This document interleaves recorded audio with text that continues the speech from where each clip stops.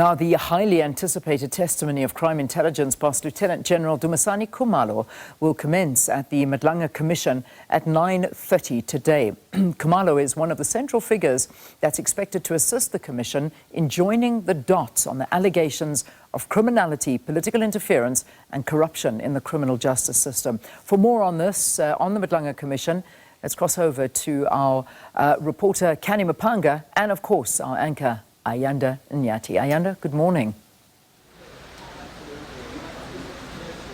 Leanne, good to see you again. Welcome to our wet and thundery Pretoria CBD. It is pouring outside, bitterly cold, but the work must continue. We once again coming to you live from the Madlanga Justice College, where day 8 of the Madlanga Commission is set to get underway. Can you believe it?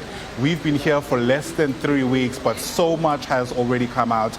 And of course, if that is anything to go by, we anticipate even more of an outpouring of evidence, with crime intelligence boss Dumisani Khumalo set to take to the hot seat today, a central figure in at least the allegations that have been leveled so far.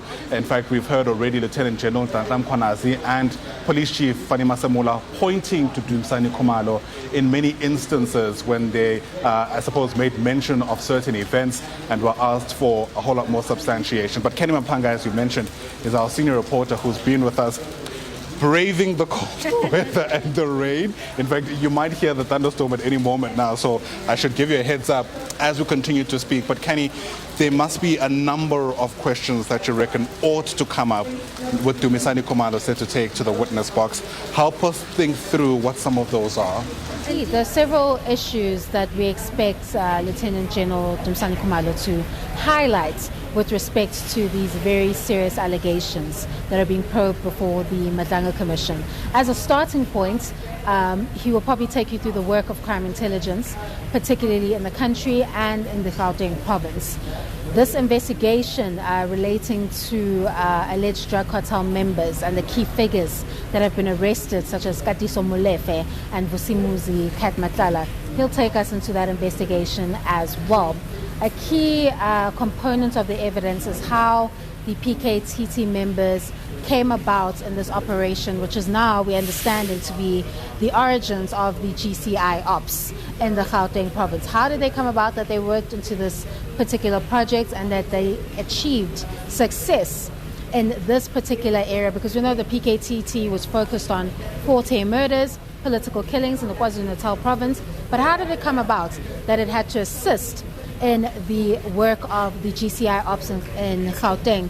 We understand that that evidence will also touch on Lieutenant General Shadrick Sibia and that alleged connection, and why General Masemola didn't feel it appropriate to have Lieutenant General Sibia presiding over that particular probe. We'll go into the internal dynamics of the South African Police Services.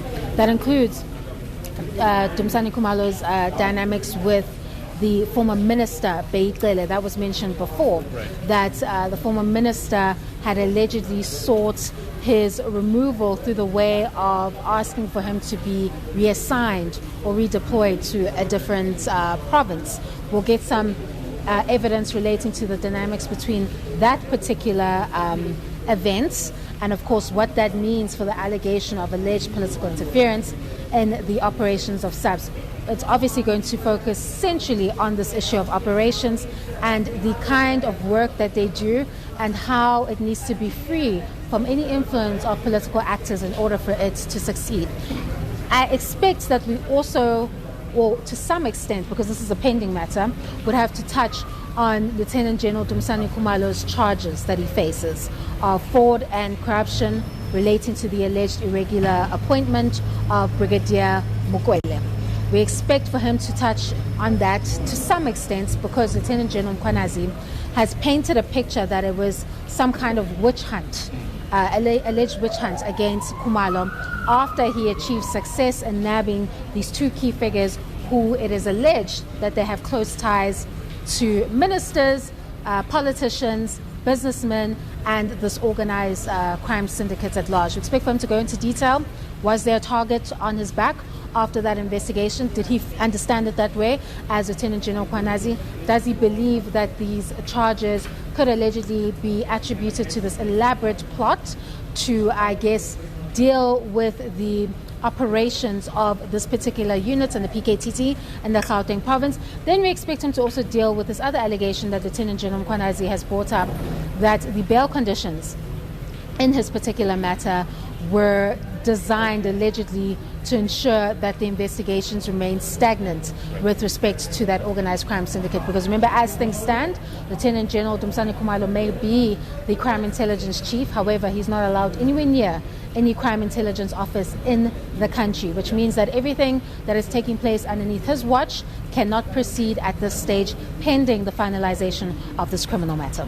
Without a doubt, so much to unpack, and we'll certainly be doing that for you throughout our time here at the Bridget Mabandla Justice College. We know crime intelligence has, in fact, even in the past, been seen as a moment or a division within the SAPS that has been very susceptible to the kind of alleged corruption that we're hearing has taken place over the past couple of months, weeks, years, who even knows. So we'll certainly continue to try to contextualize that for you as we build up to day 8 of the Madlanga Commission.